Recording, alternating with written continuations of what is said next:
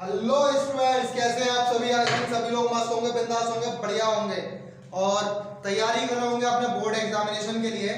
तो आगे आने वाले जितने स्टूडेंट हैं, जिन लोगों का 11th क्लास है, उनके लिए बेस्ट विशेष, क्योंकि आप लोगों को पता ही है कि सीबीएसई बोर्ड ने आप लोगों के एग्जामिनेशन कैंसिल कर दिए हैं। आप लोग 11th में आएंगे और उसके साथ साथ में 12th वाले स्टूडेंट जो अभी पढ़ रहे हैं और अभी इस साल जो पेपर देंगे, उनके लिए भी टॉपिक्स चल रहे हैं हमारे साथ में। मैं विशाल सारस्वत एक बार फिर स्वागत करता हूं आप सभी का, आप सभी की क्लास में केएस साइंस मंत्रा, जिसमें आप लोग पढ़ते नहीं सीखते हैं। तो सीखने के लिए हम लोगों ने पिछली 2 वीडियोस में डिस्कस किया था चार्ज को, उसके साथ साथ में डिस्कस किया था हम लोगों ने आपका इलेक्ट्रिक फील्ड को भी। तो देखिएगा, आज हम अपना अगला टॉपिक लेके चलते हैं। अगले टॉपिक में हम लोगों ने क्या पढ़ा था? अगले टॉपिक में जो पिछले टॉपिक से हम लोग जो पढ़ चुके थे, उसके आगे आने वाले टॉपिक्स में सबसे पहला टॉपिक जो आता है वो आता है आप लोगों का डाइपोल और डाइपोल मूवमेंट। क्या आता है? डाइपोल और डाइपोल मूवमेंट। तो डाइपोल और डाइपोल मूवमेंट को सबसे पहले हम लोग कवर करेंगे। इसमें मैं आप लोगों को बताऊंगा ये कितना इंपॉर्टेंट है। उसके साथ साथ में ये भी बताऊंगा कि हम लोग बोर्ड एग्जामिनेशन में गलती कहां करके आते हैं, तो उस गलती को आप लोग ना करें, देखते रहें, चलते रहें। और चलने के लिए साथ साथ में स्टार्ट करते हैं आपका पहला टॉपिक, डाइपोल को। तो डाइपोल की अगर हम लोग बात करें तो डाइपोल आखिरकार होता क्या है? तो देखिए, सिंपल सी लैंग्वेज में अगर हम लोग बात करें तो सिंपल सी लैंग्वेज में बात यह है कि अगर 2 चार्ज पार्टिकल, क्या बोला? अगर 2 चार्ज पार्टिकल्स एक दूसरे के आज बहुत नजदीक रखे हो, लेकिन दोनों चार्ज पार्टिकल पर चार्ज सेम होना चाहिए और लेकिन नेचर उनका अपोजिट होना चाहिए। यानी क्या बोलने का है? बोलने का ऐसा है कि 2 समान जो equal charges but opposite sign kept at a very small distance, then the system is known as dipole। मतलब सिंपल सा है कि 2 चार्जेस हमारे पास में रखे होंगे, दोनों चार्जेस कैसे होंगे? सेम होंगे, और लेकिन दोनों का नेचर कैसा रहेगा? अपोजिट रहेगा। अपोजिट का मतलब एक पॉजिटिव है तो दूसरा कैसा रहेगा? नेगेटिव रहेगा। चलिएगा, मतलब कि हमको समझ में आ गया कि अगर 2 चार्ज पार्टिकल एक दूसरे से बहुत छोटी डिस्टेंस पर रखे हैं, कितनी डिस्टेंस रखे हैं? बहुत छोटी डिस्टेंस पर रखे हैं, तब इस सिस्टम को ही, किसको? इस सिस्टम को, जो ये सिस्टम बन गया, इस सिस्टम को ही हम लोग क्या बोलते हैं? डाइपोल बोलते हैं। चलिएगा, तो ये तो हो गई हमारे पास में डाइपोल की बात। लेकिन अब यहां पे देखिएगा, अब आगे समझते हैं हम लोग क्या बेटा? Dipole movement. किसकी बात करते हैं? डाइपोल मूवमेंट की भी हम लोग साथ साथ में बात करते हैं। छोटे से टॉपिक है, लेकिन छोटा सा टॉपिक बहुत इंपॉर्टेंट है। बहुत इंपॉर्टेंट कैसे है? डाइपोल मूवमेंट की बात करें तो डाइपोल मूवमेंट क्या कहता है? द प्रोडक्ट ऑफ, लिख देता हूं मैं, the product of one charge of dipole. क्या बोला कि कोई भी चार्ज, हमको क्या करना है? इसमें से कोई भी एक चार्ज उठाना है, and the distance between them, and the distance between them is called dipole। मतलब ये है कि हमको क्या करना है?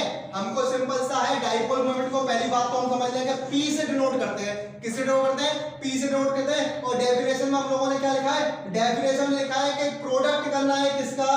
कोई भी एक चार्ज लेना है, दोनों चार्जेस डाइपोल का, और प्रोडक्ट करना है बीच की डिस्टेंस से। बीच की डिस्टेंस आपने कितनी ली है? 2l ली है। इसका मतलब क्या होगा? P इक्वल्स टू क्या होता है?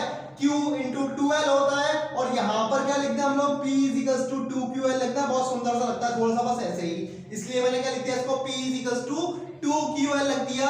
अब देखिएगा, अब बात करते हैं गलती की। आखिरकार गलती कहां करते हैं हम लोग? तो देखिएगा, क्वेश्चन में क्या कहता है? क्वेश्चन में कहता है डिस्टेंस ऑफ डाइपोल। क्या बोलता है? डिस्टेंस ऑफ डाइपोल बोलता है। और डिस्टेंस ऑफ डाइपोल को हम लोग किससे डिनोट करते हैं? 2l से डिनोट करते हैं सर। 2l से हम लोग डिस्टेंस लेते हैं, क्या होता है? डिस्टेंस ऑफ डाइपोल की बात कर रहे हैं, डिस्टेंस ऑफ डाइपोल हम लोग कैसे लेते हैं, 2l से लेते हैं ना। लेकिन जब क्वेश्चन में क्या कहता है डिस्टेंस ऑफ डाइपोल, तो वहां पर हम लोग 2l नहीं करते, वहां पर हम लोग क्या करते हैं उसको l ही करके कर देते हैं।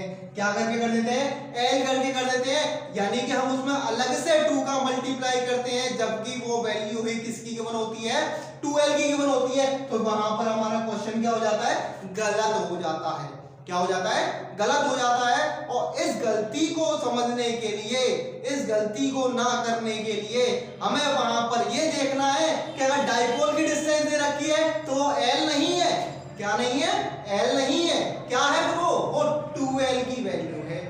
तो इतनी चीज आप लोगों को क्लियर हो गई होगी, समझता हूं बहुत अच्छे से क्लियर हो जाएगी, अगर नहीं भी हुई है। इसके साथ साथ में देखिएगा अगला टॉपिक है छोटा सा डेरिवेशन है। छोटे से डेरिवेशन की हम लोग बात कर रहे हैं, बहुत ज्यादा पूछा जाता है बोर्ड एग्जामिनेशन में हमेशा, तो उस डेरिवेशन की भी हम लोग बात कर रहे हैं। वो डेरिवेशन क्या है, डेरिवेशन है इलेक्ट्रिक फील्ड इंटेंसिटी निकालनी है हमको। 2 डेरिवेशन बेसिकली बात करते हैं, उसमें 2 डेरिवेशन होता है, electric field intensity due to a dipole. क्या, electric field intensity due to a dipole. तो देखिएगा बात करें, टॉपिक में लिख देता हूं electric field intensity, electric field intensity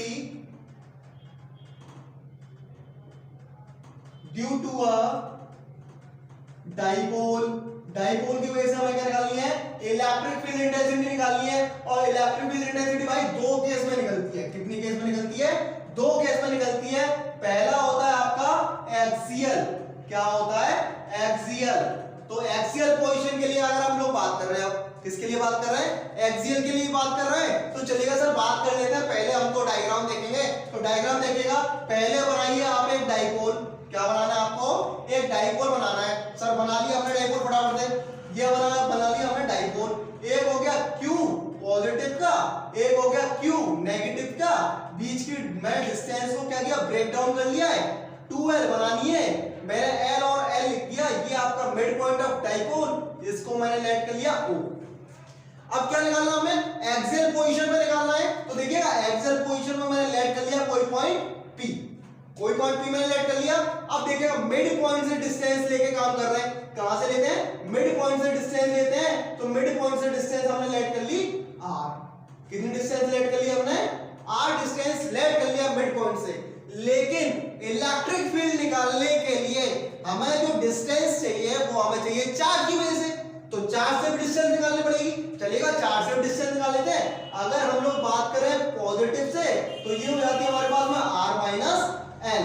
क्या हो जाती है, r माइनस l क्यों होती है, क्योंकि इतनी बड़ी r है, इसमें से l को हटा दो, ये वाली डिस्टेंस मिल जाएगी। और दूसरी अगर पॉजिटिव से लेते हैं, तो ये क्या हो जाती है हमारे पास में r प्लस l। क्या हो जाती है, r प्लस l हो जाती है। चलिएगा और अच्छी बात करते हैं। अब हमारे पास में डिस्टेंस भी है, सब कुछ है हमारे पास में। अब हम क्या करते हैं, इलेक्ट्रिक फील्ड निकालना है, स्टार्ट करते हैं। तो देखिएगा इलेक्ट्रिक फील्ड इंटेंसिटी, किसकी बात कर रहे हैं, इलेक्ट्रिक फील्ड इंटेंसिटी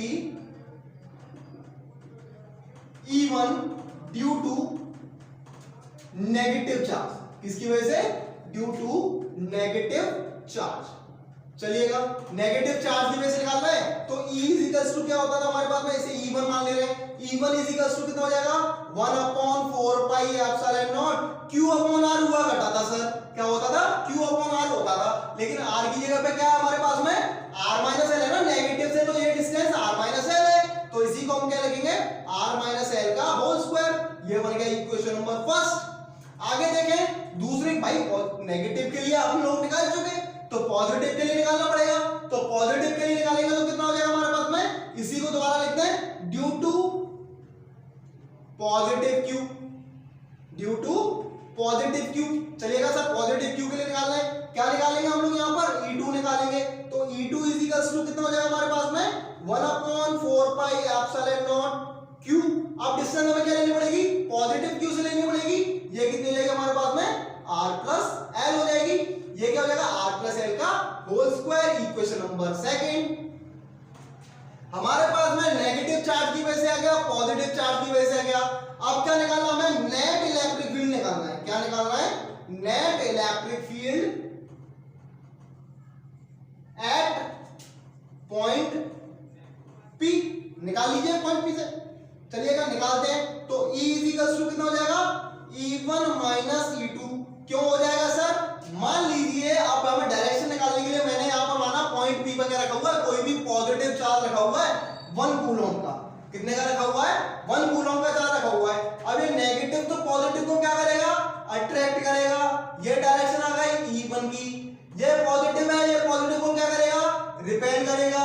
ये डायरेक्शन आ गई आपके पास में E2 की, यानी दोनों डायरेक्शन आप लोगों के पास में E1 भी है E2 भी है, दोनों डायरेक्शन आपस में अपोजिट है ना, तो अपोजिट के हम लोग क्या करते हैं, माइनस करते हैं। अब कम ज्यादा का कोई मतलब नहीं है, देखिएगा लास्ट में हमारे पास में माइनस का साइन आ जाएगा, और माइनस का साइन ये बताता है कि फील्ड अट्रैक्टिव है या फिर रिपल्सिव है। बस फील्ड क्या बताती है, अट्रैक्टिव है। अब पॉजिटिव आता है तो हमारा सही है, मतलब देखते हैं। अब देखिए E1 मैंने बड़ा इसलिए ले लिया क्योंकि डिस्टेंस कम है, और डिस्टेंस कम है तो इसका मतलब क्या हो जाएगा, हमारा E1 ज्यादा हो जाएगा और E2 कम हो जाएगा।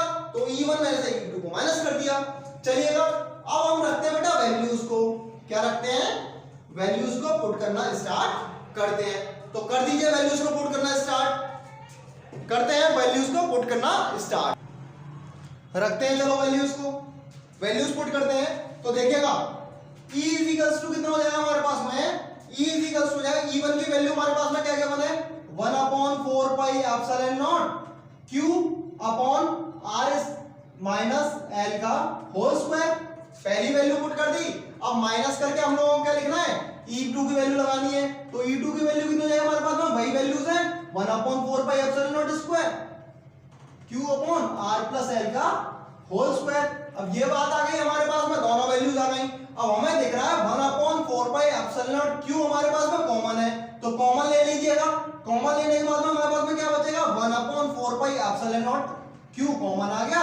अंदर बचेगा बेटा 1/R माइनस L का whole square minus 1/R plus L का होल स्क्वायर। क्लियर है इतनी बात। अब इसके बाद में क्या करना है, नीचे एलसीएम लेके सॉल्व करना स्टार्ट करिए। तो E इक्वल्स टू कितना हो जाएगा हमारे पास में, 1/4 pi epsilon naught Q, LCM लेंगे तो कितना आ जाएगा, R माइनस L का whole square R plus L का होल स्क्वायर। अब क्रॉस मल्टीप्लाई कर दीजिए, ये क्या हो जाएगा, R प्लस L का whole square minus R minus L का होल स्क्वायर। अब ये आ गया हमारे पास में पूरी वैल्यूज। ऊपर स्क्वायर को ओपन कर देंगे, a प्लस बी का होल स्क्वायर और a माइनस बी का होल स्क्वायर ओपन कर देंगे। नीचे हम टर्म लगाएंगे a square minus b square का। तो उस कंडीशन में हमारे पास में क्या बचेगा, 1/4 पाई एप्सिलॉन नॉट Q तो हमारे पास में बाहर है ही, अंदर करेंगे तो क्या हो जाएगा, R square minus plus L square plus का 2RL। बाहर माइनस का साइन है तो अंदर के साइन चेंज हो जाएंगे, R स्क्वायर माइनस का L स्क्वायर प्लस का 2RL। अब अंदर की बात करते हैं तो यहां क्या हो जाएगा, R square minus L square का होल स्क्वायर। ये हो गया हमारे पास में। तो देखिए दोनों को कैंसिल आउट कर रहे हैं, R square minus L square तो ऊपर कितना हो जाएगा, 4RL हो जाएगा। तो E इक्वल्स टू कितना जाएगा हमारे पास में, 1/4 पाई एप्सिलॉन नॉट Q तो बाहर है, ये हो जाएगा हमारे पास में 4RL upon R square minus L square का होल स्क्वायर हो जाएगा। अब एक काम करें, यहां पर हम एक कंडीशन लगाते हैं, R is very very greater than L, R is very very greater than L, then E equals to कितना हो जाएगा हमारे पास में, 1/4 पाई एप्सिलॉन नॉट Q। यहां से ये R L कैसा हो जाएगा, नेगलेक्ट हो जाएगा क्योंकि R की वैल्यू तो बहुत बड़ी है, L कैसा बहुत छोटा है, तो स्क्वायर तो और भी छोटा होगा ना।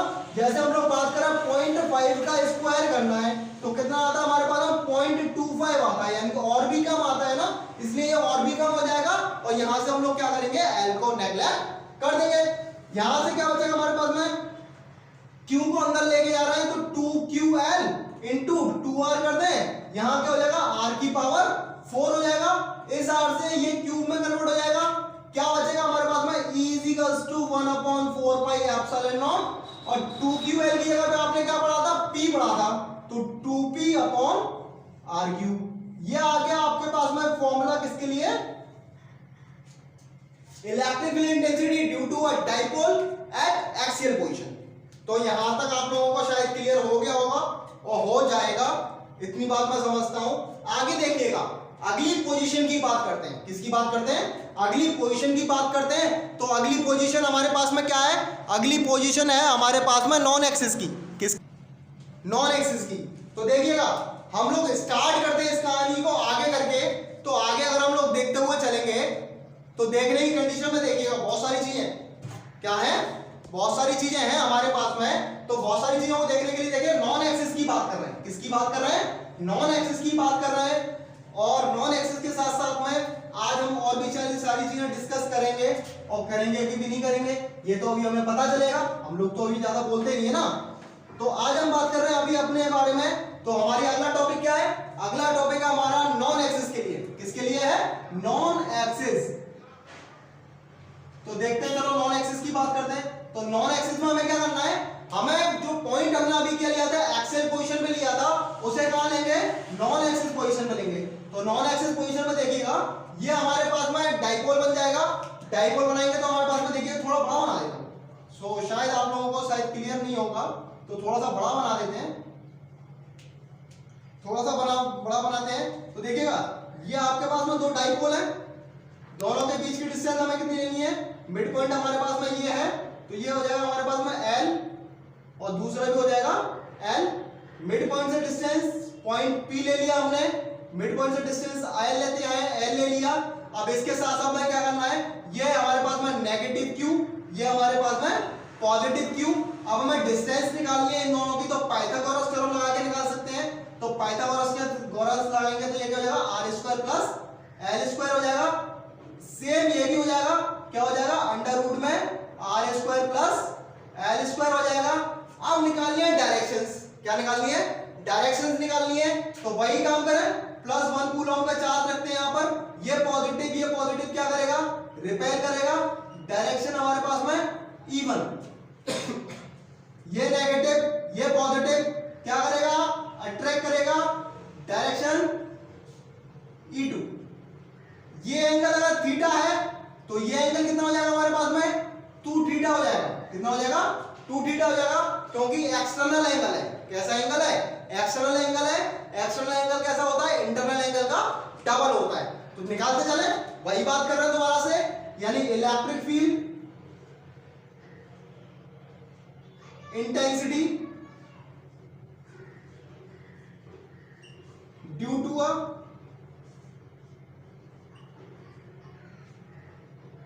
नेगेटिव Q, किसकी वजह से निकालना है, नेगेटिव Q की वजह से निकालना है। तो देखिएगा E1 कितना हो जाएगा, 1/4πε0 Q। यहां क्या बनेगा बेटा, अंडर रूट में r² प्लस l² का whole square, r² plus l² का होल स्क्वायर, इक्वेशन नंबर 1। आगे देखते हैं, electric field intensity due to a positive charge. तो पॉजिटिव Q की वजह से बात कर रहे हैं, तो पॉजिटिव Q की वजह से कितना हो जाएगा, सेम हो जाएगा, E2 1/4πε0 Q अंडर रूट में r² प्लस l² का होल स्क्वायर, इक्वेशन नंबर 2। अब इक्वेशन नंबर 1 और इक्वेशन नंबर 2 से देखें तो E1 किसके है, E2 के, और ये हम लेट कर लेते हैं किसके इक्वल है, E के इक्वल है। तो नेट इलेक्ट्रिक फील्ड निकालने के लिए हम लोगों को क्या करना पड़ेगा, नेट इलेक्ट्रिक फील्ड निकालने के लिए हम लोगों को क्या करना पड़ेगा, क्योंकि दोनों इलेक्ट्रिक फील्ड हमारे पास में किस में काम कर रही है, एंगल्स पे काम कर रही है। तो हम पिछली वीडियो में डिस्कस कर चुके थे, वहां पर हम लोग क्या करेंगे, वेक्टर सम करेंगे। क्या करेंगे, वेक्टर सम करेंगे। तो वेक्टर सम करने के लिए E' कितना हो जाएगा हमारे पास में, अंडर रूट में E1 स्क्वायर, क्या हो जाएगा, अंडर रूट में E1 square plus E2 square plus 2E1 E2 cos alpha होता है, अल्फा की जगह पे हमारे पास में क्या है, 2 थीटा, तो लगा दिया हमने 2 थीटा। क्लियर है, कोई दिक्कत तो नहीं है। अब आगे देखते हैं, तो E1 और E2 की वैल्यू हमारे पास में किसके इक्वल है, E के इक्वल है, तो लगा दीजिए। E' कितना हो जाएगा, अंडर रूट में E square plus E square plus 2E square cos 2 theta, लगा दिया हमने इसे भी। अब इसके बाद में क्या करेंगे, 2E स्क्वायर कितना हो जाएगा बेटा, E square plus E square 2E square में कन्वर्ट हो जाएगा plus 2E square cos 2 theta, यहां पर है, बाहर निकालते हैं इसको। तो E' कितना हो जाएगा, अंडर रूट में 2E स्क्वायर मैंने कॉमन ले लिया, अंदर बचेगा बेटा कितना, 1 प्लस cos 2 थीटा। अब देखिएगा cos 2 थीटा कितना होता है, 2 cos स्क्वायर थीटा माइनस 1, क्या होता है, 2 cos स्क्वायर थीटा माइनस 1। इसकी वैल्यू को ऊपर पुट करते हैं तो e डैश इक्वल टू कितना हो जाएगा, अंडर रूट में 2e square 1 plus 2 cos square theta minus 1। तो -1 से +1 कैंसिल आउट हो जाएगा, 2 का मल्टीप्लाई 2 में करेंगे तो e डैश इक्वल टू हो जाएगा अंडर रूट में 4e square cos square theta. अब देखिएगा यहां से हमारे पास में e डैश इक्वल टू कितना आ जाएगा, 2e cos थीटा। क्यों आ जाएगा, क्योंकि सबका स्क्वायर रूट बन रहा है तो बाहर ले लिया मैंने। अब देखिए वैल्यूज पुट कर रहा हूं, e डैश इक्वल टू कितना आ जाएगा, 2 into 1 upon 4 pi epsilon naught q upon under root में r square plus l square का होल स्क्वायर। और cos थीटा की वैल्यू हम डायग्राम से निकालेंगे तो cos theta is equal to होता है बेस अपॉन हाइपोटेनियस। क्या होता है, बेस अपॉन हाइपोटेनियस। बेस हमारे पास में क्या है, l है, हाइपोटेनियस हमारे पास में क्या है, अंडर रूट में r square plus l square. आगे अगर हम इसको सॉल्व करते हैं तो हमें क्या मिलेगा, 2ql कन्वर्ट हो जाएगा p में। किसमें कन्वर्ट हो जाएगा, p में कन्वर्ट हो जाएगा। तो देखिएगा e dash is equal to कितना हो जाएगा हमारे पास में 1 upon 4 pi epsilon naught p। और यहां क्या हो जाएगा, अंडर रूट में power r square plus l square की पावर 3/2। अब देखेंगे वही चीज जो हमने इससे पहले वाले में किया था, r is very very greater than l। तो l हमारा नेगलेक्ट हो जाएगा तो e dash is equal to कितना जाएगा हमारे पास में 1 upon 4 pi epsilon naught p upon r square की पावर 3/2। इस 2 से ये 2 कैंसिल आउट हो जाएगा तो क्या बचा, e dash is equal to 1 upon 4 pi epsilon naught p by r cube. तो यहां पर आपका ये वाला फॉर्मूला भी सॉल्व हो जाता है। यानी अब आपके पास में एक्सियल और नॉन एक्सियल दोनों ही कंडीशन में फॉर्मूलाज हैं। और इसके साथ साथ में हम लोग अब शुरुआत करेंगे अगले टॉपिक की। लेकिन अगले टॉपिक को अगर हम लोग करेंगे तो वो करेंगे हम लोग आगे आने वाले वीडियो में। तब तक के लिए आप लोग मेरे साथ बने रहें और सीखते रहें आपकी अपनी क्लास KS साइंस मंत्रा में, जहां पर आप लोग पढ़ते नहीं सीखते हैं। और आई होप सो आप जो भी बुक लगा रहे हैं, कोई भी बुक अगर आप लगा रहे हैं तो उस बुक को आप लोग लगाते रहिएगा, क्वेश्चन करते रहिएगा, देखिएगा। फिजिक्स के लिए सबसे इंपॉर्टेंट ये चीज होती है कि आपने जो थ्योरेटिकल टॉपिक्स पढ़े हैं उन थ्योरेटिकल टॉपिक्स के आप लोग न्यूमेरिकल्स भी लगाएं। अगर आप न्यूमेरिकल्स लगाएंगे तो फिजिक्स आपको समझ में आने लगेगी और आप अच्छे से फिजिक्स कर पाएंगे। उसके साथ साथ में आप लोग मेरे साथ बने हुए हैं मेरे YouTube चैनल पर, टेलीग्राम चैनल पर, वेबसाइट पर। आज अभी आप लोगों का एक नया बैच 12th के लिए स्टार्ट किया है। जो बच्चे एग्जामिनेशन देंगे 2022 में, 2022 बोर्ड देंगे, वो अगर ज्वाइन होना चाहते हैं तो लिंक आप सभी के पास में है। आप लोग मेरे को मेरी वेबसाइट पर आ सकते हैं मेरे साथ में। वेबसाइट दोबारा से मैं आप लोगों को बता देता हूँ। वेबसाइट है आप लोगों का ksm2015.teachment.in पर। आप लोग मेरे साथ टेलीग्राम चैनल पर भी ज्वाइन कर सकते हैं। तो टेलीग्राम चैनल भी आपके सेंटर का ही नाम है k.s.science मंत्रा। वहां पर आप मेरे साथ ज्वाइन हो सकते हैं या फिर आप ज्वाइन हो सकते हैं मेरे साथ में आपके व्हाट्सएप नंबर पर,